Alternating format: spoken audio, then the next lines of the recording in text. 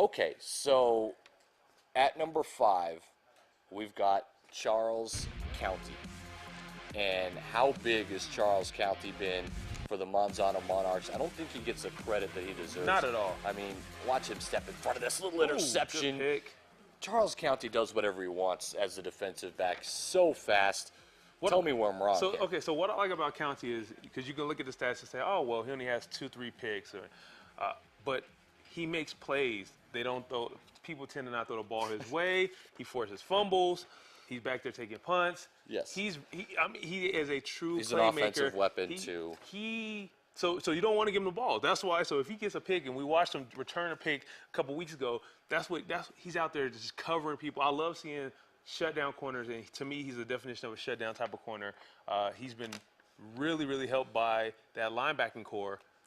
Well, and he's got a chance to make a little run at things as Monsanto, the overall 11 seed, going to go visit the Field of Dreams down south and play Oñate, the 6 seed. Winner of that will take on La Cueva, who's got a bye. So he's got a chance to prove himself a little bit more here in the state. Well, he's going to have to do a lot more tackling because Oñate love to run the ball. They got a good little passing game. It's a very interesting matchup, and we're going to break that down tomorrow. Who do you got at number 4? Charles? Man, I got to go with my guy, Tanner Huber, man. 103 tackles on the season. And no disrespect to his running mate, McMahon, who has 110 tackles, but Huber is their guy. He's the guy in the middle, quarterback in the middle, makes big plays. You saw right there, he drops back into coverage. So he's more than just tackling machine. He is a true defensive stopper out there. What does this say about Monsanto and their defense, considering that we just picked 2 of the top 5 players defensively from Monsanto? Why don't they have a better record then? We're still trying to figure that out. You got 2 guys over 100 tackles in McMahon and Huber. You have Charles County. You have Perez, who helps out. They have the weapons on the offensive side of the ball. They're only giving up 23 points a game. The problem is they were shutting out teams that weren't that talented, and the El Dorados and the La Cuevas put up some points against them. Well, I think that El Dorado game, too, was very unfortunate, the start for Monsanto. I think they better show you who they are against La Cueva, how tight that game was. And Orlando Perez making plays, Charles County making plays. They showed you, look, La Cueva is a quarterfinal team that if they win, they can meet in the quarterfinals. They're not afraid of their road in front of them, and they've got the pieces, as we just mentioned, those 2 defensive players there. Charles, time to move on to number 3.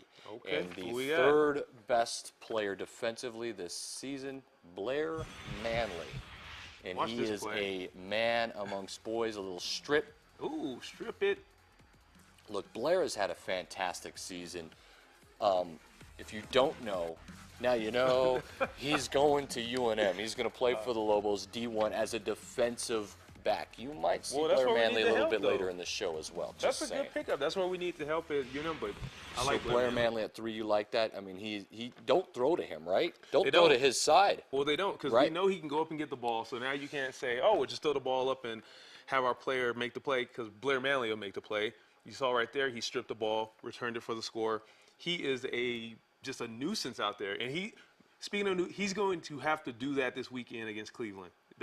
That's the Blair Manley we need to see. On both sides of the ball, both sides of the ball. But I like Blair. I like that spot. That's a good spot for him. But you know what? My number 2 pick, and I've been riding the bandwagon all year, which, I know my Bulldog fans, could be number 1. They don't like to hear this. But Mitch Cantwell, that's my guy. He's in the middle, making plays. Look at this. He gets double teamed. He says, get out of my way. Get over here. Ooh. Oh, my goodness. Oh, fumble. See that? So you get the sack and the fumble. Your team's rolling. I like Cantwell because he is the leader in the middle of that. And he has to do this on both sides of the football, Charles. I mean, offensively, he's a force to be reckoned with. Almost plays like a fullback. He reminds me of like a Mike Allstott type player, right? Just rumbling and stumbling and. But has the wheels. We've seen it where he's got the wheels. Broken through that line and then he's D1. If anyone's D1, he's D1, right? I agree.